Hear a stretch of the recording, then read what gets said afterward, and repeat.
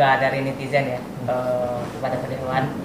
Pandangan Pak Dewan untuk Pilgub 2023 itu gimana? Tetap BH3 atau BH1 itu Pak Dewan?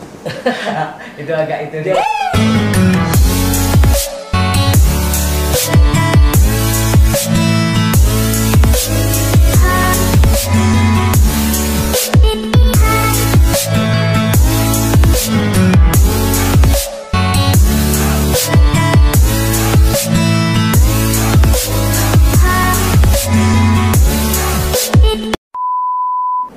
Assalamualaikum warahmatullahi wabarakatuh, pemirsa AIS TV dimanapun berada, jumpa lagi dengan saya Hamka Islami dalam program Toko Inspirasi. Di episode kali ini kita akan mengintip perjalanan dari seorang yang sudah sukses menurut kita, sudah menjabat seorang public figure, sudah familiar namanya di Kabupaten Merangin. Di samping saya sudah ada Bapak Ketua DPRD Kabupaten Merangin, Bapak Herman Effendi. Gimana kabarnya Pak? Baik, Assalamualaikum warahmatullahi wabarakatuh. Selamat sore, salam sejahtera bagi kita semuanya. Baik, terima kasih atas kunjungan adik-adik milenial ke ruangan kami, adik-adik YouTuber yang berkunjung ke ruangan kerja kami DPRD Kabupaten Merangin. Ini kita mau ngobrol-ngobrol ya, mengintip perjalanan dari Pak Ketua DPR ya. Boleh ya. Sebelumnya kami grogi nih, grogi karena ya wawancara BH3, BH3 agak deg-degan, namun kita atasi lah itu ya. Sebelumnya Pak, kita boleh Bapak memperkenalkan diri, profil singkat ya, nama alamatnya. Baik. Terima kasih. Kami Herman Effendi STMM, jabatan Ketua DPRD Kabupaten Merangin periode 2019-2024. Alhamdulillah wa syukurillah kami pada sore hari ini dikunjungi oleh adik-adik YouTuber Kabupaten Merangin yang handal-handal ini. Tentu untuk lebih luasnya izinkan kami selaku public figure mengenalkan diri bahwa kami berasal dari Dapil 2, yang mana Dapil 2 itu daerah pemilihan berada di daerah Tabir, yang notabene Tabir itu ada 8 kecamatan. Alhamdulillah kami tinggal di desa Moradelang, rumahnya desa Moradelang, kecamatan Tabir Selatan. Kami lahir di desa Seling, ya, desa Seling pada tanggal 15 Mei 1977 dikaruniai anak 2 putra dan 2 putri. Dan juga alhamdulillah mereka semua yang paling tua sudah tamat SMA, SLTA, dan yang kecil bungsu sementara karena umurnya baru 5 tahun belum sekolah.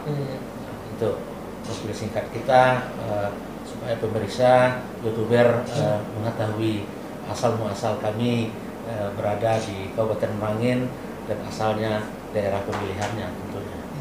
Kalau boleh tahu Pak, ini saudara berapa saudara? Ya, alhamdulillah kami dilahirkan di desa Seling. Alhamdulillah kami orang tua yang laki-laki sudah meninggal dunia pada tahun 2003. 2003 meninggal dunia ayahanda kami tercinta. Terus ibunda kami alhamdulillah sampai sore hari ini diberikan karunia yang luar biasa oleh Allah Subhanahu wa taala. Diberikan kesehatan, diberikan panjang umur. Tentu kami cukup bangga dengan ibunda yang sampai hari ini masih sehat. Alhamdulillah ibunda dikaruniai putra dan putri 6 orang. 6 orang, 5 orang laki-laki, 1 orang putri. Itu untuk adik-adik saudara kami kandung, 1 ibu dan 1 bapak. Kalau boleh tahu Pak, ini pekerjaan orang tuanya dulu apakah petani atau memang latar belakangnya PNS atau gimana? Kalau saya kan lahir 1977 ya, 1977. Menurut cerita dulu ayahanda kami adalah seorang guru,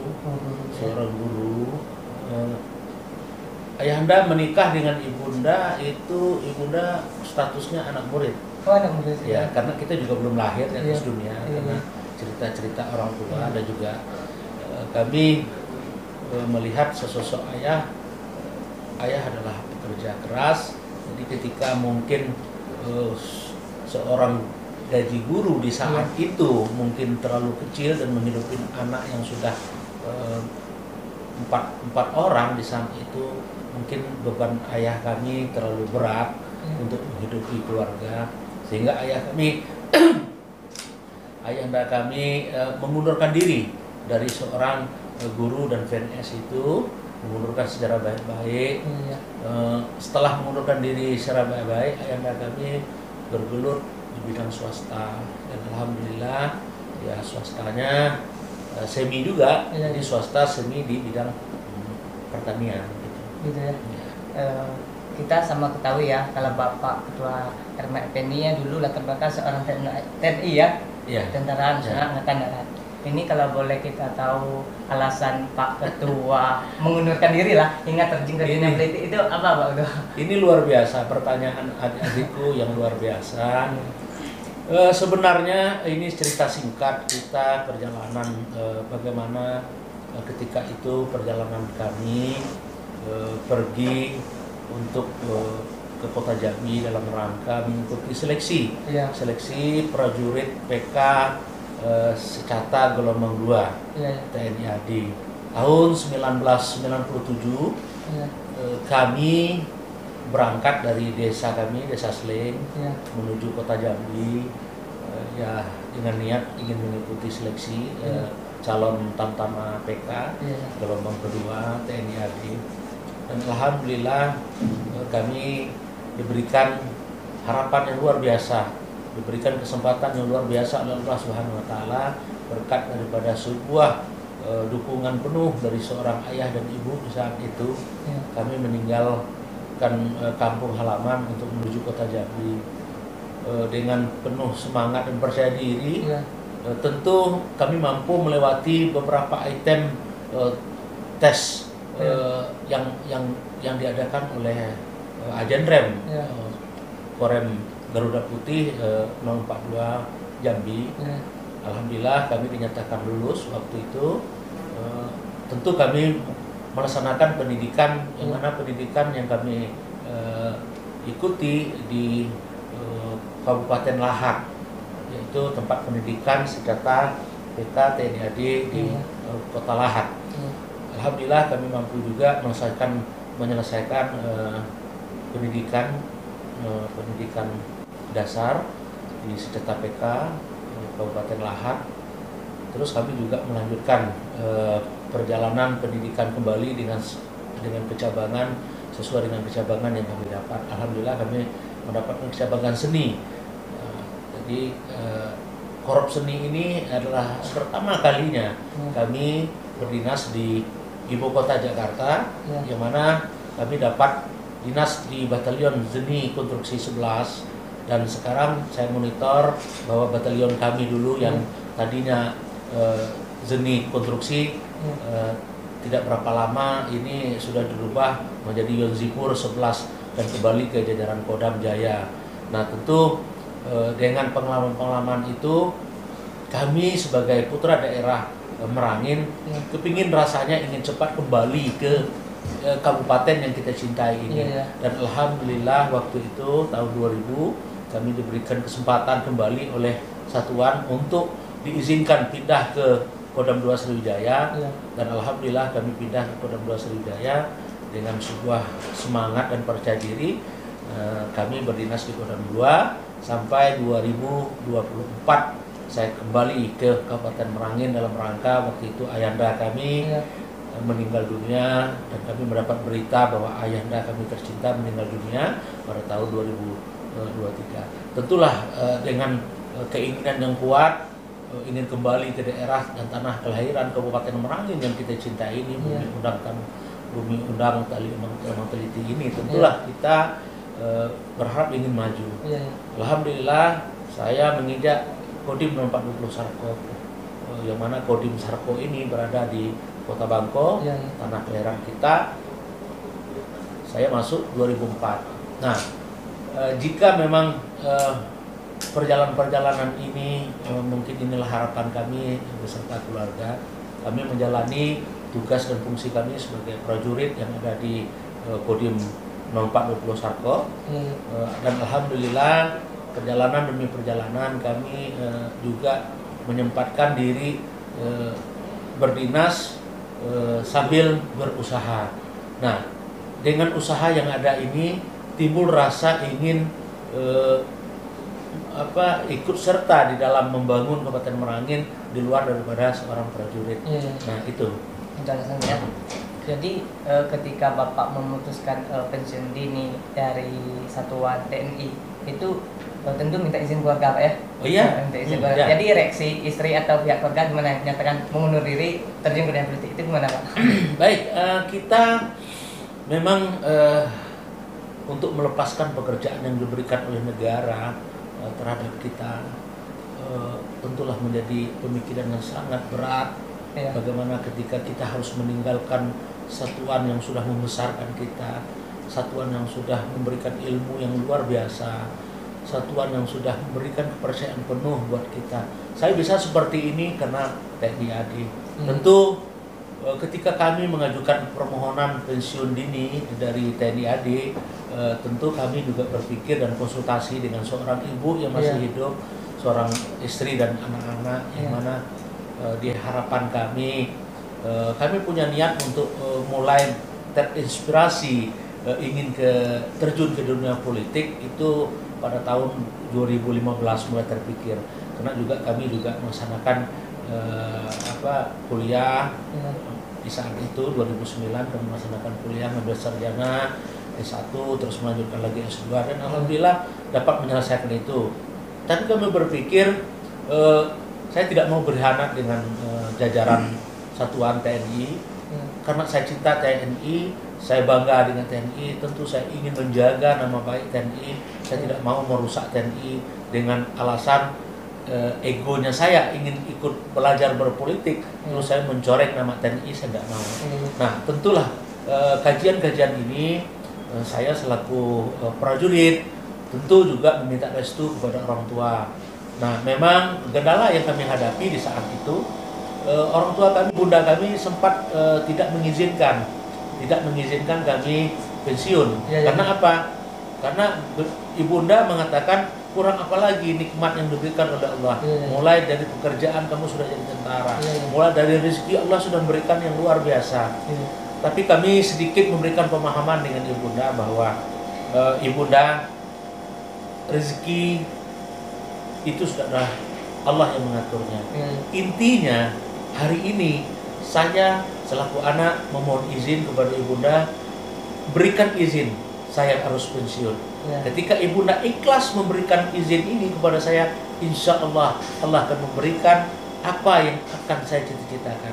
Alhamdulillah ibunda memberikan izin restunya kepada kami dan juga istri, anak-anak, persis pada tanggal, saya ingat betul, pada tanggal 1 Januari tanggal 12 bulan 1 Januari saya beserta istri dan anak-anak untuk datang ke Makodim yang mana ada di lintas Sumatera di Kota Bangko, di Kelurahan Dusun Bangko. Kami mendatangi beserta istri dan anak-anak untuk menandatangani pengajuan pensiun dini kami dari seorang prajurit untuk kami menjadi seorang purnawirawan. Tentu satuan kami Kodim 0420 Sarko dengan senang hati dan pelayanan yang luar biasa di saat itu, maka kami mengajukan rekomendasi surat kepada Bapak Komandan Kodim Sarko yang kami minta izin untuk mendapatkan izin pensiun. Dan alhamdulillah surat naik, kami mendapatkan restu dari Komandan Kodim, Komandan Korem, dan Bapak Pangdam, Bapak Panglima Kodam 2 Sriwijaya. Dan alhamdulillah surat pensiun kami turun ke kami pada tanggal 30 September 2017. Alhamdulillah hari itu 30 September 2017 kami resmi menjadi purnawirawan TNI dari jajaran TNI AD. Gitu. Itu ya. Sekarang kan Bapak Ketua sudah menjadi Ketua DPR ya. Jadi kita boleh nanya, selama menjabat menjadi Ketua DPR itu apa sih problem-problem, aspirasi dari masyarakat yang disampaikan ke Pak Ketua? Tentu begini ya, memang lika-liku perjalanan kami untuk sampai kami bisa duduk menjadi anggota DPR dan pimpinan DPR ini, tentu harapan kami dan keluarga berupaya di saat itu ketika kami memang ikut mencalek dari Partai Golkar nomor urut 1 dari Dapil 2, dan alhamdulillah kami terpilih, dan alhamdulillah Golkar mendapat suara terbanyak dengan 6 kursi. Tentu kita juga ketika kita dan alhamdulillah di pemilu legislatif 2019 kami mendapat kursi terbanyak dari Partai Golkar. Tentu kami secara otomatis dari Partai Golkar mendapat amanah dari masyarakat dan juga partai. Kami dari Golkar menjadi pimpinan DPRD Kabupaten Merangin. Alhamdulillah sampai hari ini kami bekerja dengan ikhlas, bekerja dengan sungguh-sungguh sambil juga belajar. Maklum kita kemarin juga asalnya dari prajurit, terus ya otomatis kan ilmu prajurit dan ilmu politik sangat beda jauh. Nah, tapi kita juga jangan tidak mau belajar. Saya terus belajar, saya terus ingin mengetahui bagaimana sih ilmu yang ada di dalam parlemen, gedung parlemen ini. Tentu kita juga harus mengakui ketika memang kita harus belajar dengan teman-teman yang sudah senior yang ada di parlemen ini. Lika-liku ya yang jelas, kami semenjak menjadi pimpinan DPRD Kabupaten Merangin, kami tentu membuat harapan kepada seluruh masyarakat Kabupaten Merangin bahwa kami mampu untuk menjadi pimpinan dan juga anggota legislatif periode 2019-2024 ini. Tentu ingin rasanya menunjukkan kepada seluruh lapisan masyarakat Kabupaten Merangin bahwa kami bisa bekerja dengan sungguh-sungguh untuk menyampaikan aspirasi masyarakat. Berbentuk sekecil apapun aspirasi masyarakat, tetaplah kami akan menyampaikan kepada pemerintah Kabupaten Merangin. Harapan kami tentulah selama kami menjabat sebagai pimpinan DPRD, kami terbuka lebar pintu parlemen ini, halaman parlemen ini untuk masyarakat Kabupaten Merangin.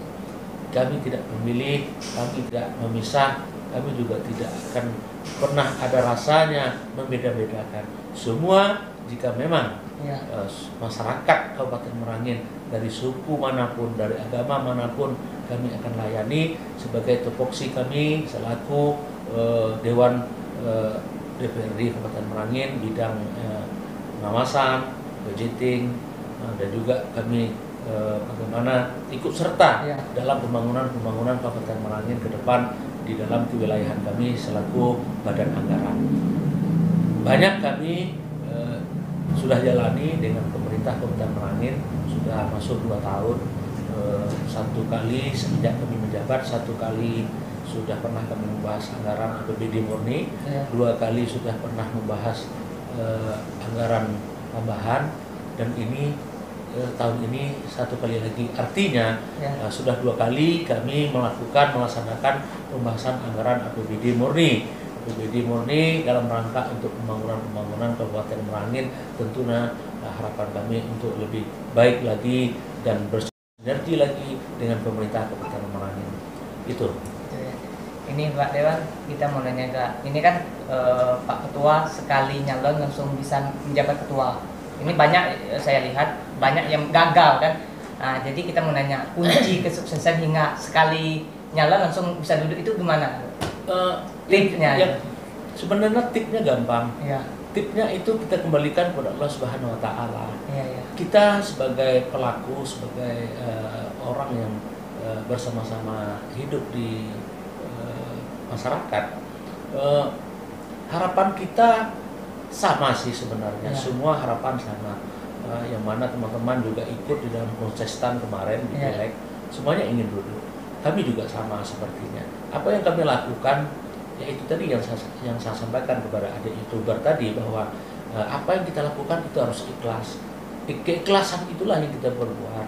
Yang jelas apa yang saya lakukan selama saya ingin terjun ke dunia politik. Di dunia politik itu gampang, simple. Apa artinya? Di dalam lingkungan dunia politik itu, apabila kita sudah siap terjun ke dunia politik, pertama kita harus siap komunikasi sosial. Yang mana komunikasi sosial ini hal yang sangat penting di dalam keseharian kita hidup di tengah-tengah masyarakat. Karena apa? Identik dengan seorang anggota DPRD yang siap untuk berbuat untuk masyarakat. Artinya seorang dewan, seorang anggota legislatif itu harus siap bagaimana mengeluarkan jerih dan payah, keringat dan pikirannya untuk masyarakat. Nah, tipnya ketika kita punya niat seperti itu, saya yakin Allah akan memberikan kepercayaannya dan memberikan kesempatannya kepada kita yang memang kita punya niat itu. Saya yakin bahwa di dalam perjalanan kita, bagaimana kita juga sudah ada dijatahkan oleh Allah bahwa kita jadi nanti nyalon satu kali, kasih nomor urut 1, duduk, terus langsung jadi ketua DPRD. Kami juga sendiri merasa tidak percaya di saat Allah memberikan perjalanan yang luar biasa murahnya pada langkah-langkah kami ketika kami memang terjun ke dunia politik. Satu yang kami berterima kasih sampai hari ini, satu, terima kasih kepada Allah Subhanahu Wa Taala. Kedua, kepada orang tua yang mensupport dan keluarga, kakak dan keluarga yang sungguh luar biasa yang memberikan support dan doanya. Saya rasa tipnya ya memang seperti itu. Bagaimana ketika saya bisa duduk dan menjadi pimpinan DPRD, sampai hari ini juga bertanya-tanya, ya Allah, kenapa sih saya bisa menjadi ketua DPRD? Tapi saya juga berpikir mungkin karena saya berjalan dengan ikhlas tadi, apa yang saya buat untuk masyarakat, apa yang saya beri untuk masyarakat, lillahi ta'ala, itu aja. Ini pertanyaan pemungkas daripada kita menanya. Ini pertanyaan juga dari netizen ya, kepada Pak Dewan. Pandangan Pak Dewan untuk Pilgub 2023 itu gimana? Tetap BH3 atau BH1 itu Pak Dewan? Itu agak itu. Jadi kalau saya punya pedoman, punya langkah, siapa sih yang tidak mau jadi bupati? Saya rasa semua masyarakat yang ada di Kabupaten Merangin yang memang notabene adalah masyarakat yang berdomisili di Kabupaten Merangin, baik itu petani, baik itu nelayan, baik itu dia seorang pejabat di ASN, baik memang dia memang sudah di ranah politik, di legislatif. Saya rasa semuanya pada mau menjadi bupati. Saya termasuk saya. Tapi bagi saya harus fokus dulu menjadi seorang pimpinan DPRD yang mana saya diberikan amanah oleh partai, amanah oleh negara, mana di SK-kan saya menjadi pimpinan DPR periode 2019-2024. Tentu harapan kita nanti untuk masalah pilkada, pemilihan bupati Merangin, yang insya Allah kita juga sama-sama ketahui bahwa untuk pemilu kada serentak itu nanti jatuh pada tahun 2024. Nah, kami juga nanti memberikan tim penilai, yang mana kami selama menjadi pimpinan DPRD, selama kami menjadi ketua DPRD Kabupaten Merangin, tentu kami akan memberikan kepercayaan penuh pada seluruh masyarakat, lapisan masyarakat yang ada di dalam wilayah Kabupaten Merangin, yang mana di 4 dapil ini nanti punya hak angket dan punya hak pemberi nilai, ibarat seperti anak sekolah itu lapor lah. Nah, kalau memang nanti 2022 nilai-nilai yang diberikan oleh masyarakat Kabupaten Merangin kepada kami selaku memang sudah berkarir di dunia politik, tentu nanti kami kan akan mengkaji bahwa ketika nanti rapor kita itu nanti nilainya bagus, Ya. nilainya bagus, tidak ada merah, terus dapat ranking, ya kan? Ya, kenapa tidak? Ya, ya. Kenapa tidak? Iya. Kalau nanti rapor yang diberikan, nilai yang diberikan oleh masyarakat Kabupaten Merangin ini bagus kepada saya, Ya. ya kenapa tidak? Mungkin kesempatan ini akan saya lakukan untuk mengikuti semacam peningkatan karir politik mungkin di bidang eksekutif. Ya. Saya sekarang berkarir di legislatif. Nah, tentu nanti kalaupun nanti rapor dari masyarakat nanti memberikan rapor yang mungkin naik kelas tapi Ya. percobaan. Nah, ini kan pertanyaannya, kalau masyarakat memberikan rapor kepada kami Ya. nanti naik tapi percobaan, artinya kami akan evaluasi kembali. Kalau jika memang ada niat kami untuk melirik ke 2024 untuk Ya. ikut pilkada, tentu menjadi evaluasi. Ya. Tentu kami tidak berani kalau masyarakat memberikan rapor naik kelas tapi percobaan. Ya. Apalagi nanti masyarakat memberikan rapor yang tidak naik. Ya. Nah, kalau masyarakat Merangin nanti memberikan rapor dan nilai untuk kami selaku pimpinan DPR, kinerja kami dianggapnya tidak bagus dan rapor merah, otomatis kami tidak akan pernah mau melirik untuk menaikkan kelas kami ke eksekutif. Oh, gitu, Gitu, Pak Nenek, ya. iya. Berarti dapat saya simpulkan, kalau memang nilai dari masyarakat itu nilainya agak plus, berarti Bapak melirik. Iya dong, iya dong. Jadi Coba tadi. iya dong. Ah. Kita kalau nilai bagus, Iya. kenapa sih kita tidak mau naik kelas? Iya, iya. Kalau kita bagus nilainya, pasti kita akan cari sekolah yang lebih bagus lagi, Iya. yang punya kualitas bagus, yang punya ilmu-ilmu yang bagus untuk kita dapatkan. Nah, tentulah semua orang pasti punya niat bagus ketika masyarakat memberikan nilai bagus. Tapi niatnya ada ya.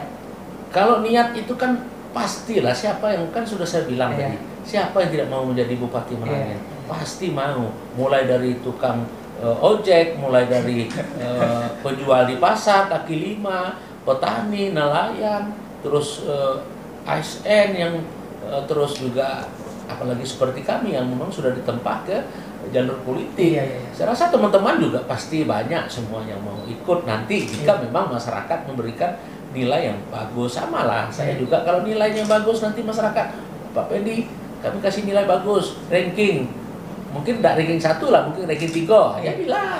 Nah itu, ini semacam gambaran. Iya, iya. Yang jelas kami lebih konsentrasi untuk sembari memperkuat ilmu-ilmu di bidang politik, yang mana kami juga harus fokus bagaimana memantapkan ilmu kami di bidang legislatif dulu. Iya. Nah, jika memang nanti kami harus naik kelas ke eksekutif, Ya. tentulah kami sedikit nanti untuk berpindah lagi untuk menggali bagaimana menjadi seorang pimpinan di pemerintahan. Itu ya. Iya. Ini Pak, pembukaan lah, terakhir penutup lah, closing. Nah, ini boleh Pak Ketua berikan motivasi, semangat untuk generasi muda yang melihat dan menonton ini, Pak, supaya Baik. termotivasi lah. Baik, selamat sore guys, anak-anak muda seluruh pelosok Kabupaten Merangin. Kami pimpinan DPRD Kabupaten Merangin sebagai Ketua DPRD menghimbau kepada adik-adik milenial, yang mana adik-adik milenial, pertama, mari kita tetap semangat, tetap berbuat untuk negeri kita, yang bagaimana negeri kita ini tali undang tambang teliti menjadi motivasi kita untuk memajukan daerah kita. Langkah yang harus memang kita perbuat untuk negeri kita, anak-anak milenial, adik-adikku milenial, mari kita berbuat yang terbaik untuk negeri ini. Langkah pertama, kita harus menjauhi satu, jauhi narkoba. Kedua, kita harus bisa memberikan yang terbaik untuk keluarga. Ketiga, kita harus menghindari ke tempat-tempat yang memang tidak layak untuk kita kunjungi. Tentu dengan harapan ini, saya selaku abangmu dan juga selaku pimpinan DPR mengimbau kita anak-anak milenial, adik-adik milenial Merangin tetap semangat, optimis, kita bisa berbuat di negeri kita dengan berbagai macam aspek, berbagai macam, mungkin kita harus belajar usaha seperti tim YouTuber, banyak sekali untuk memang harus kita kembangkan, semacam UMKM, semacam juga usaha-usaha yang memang harus anak-anak muda milenial. Negeri kita kalau ingin maju, milenial harus kuat. Milenial harus kuat, harus semangat. Jangan kita kendor, jangan kita tidak semangat, rugi kita. Saya yakin Merangin akan maju dengan anak-anak milenial Kabupaten Merangin yang luar biasa. Sampai hari ini kami monitor banyak anak-anak muda yang sudah membuka usaha semacam kafe kopi, yang positif-positif sudah banyak sekali. Saya bangga menjadi orang Merangin, saya bangga dengan adik-adik YouTuber Merangin, saya bangga dengan milenial Merangin. Oke pemirsa AIS-TV dimanapun berada, itulah obrolan kita dengan Ketua DPRD Merangin Bapak Herman Effendi STMM. Banyak sekali motivasi untuk kita generasi muda. Bisa kita simpulkan kuncinya adalah semangat dengan pernah kendor. Mungkin hanya itu yang bisa obrolan kita di episode hari ini. Akhir kata, jikalau ada kata-kata saya yang kurang berkenan, saya mohon maaf. Saya akhiri dengan wabillahi taufiq hidayah. Wassalamualaikum warahmatullahi wabarakatuh. Waalaikumsalam warahmatullahi wabarakatuh.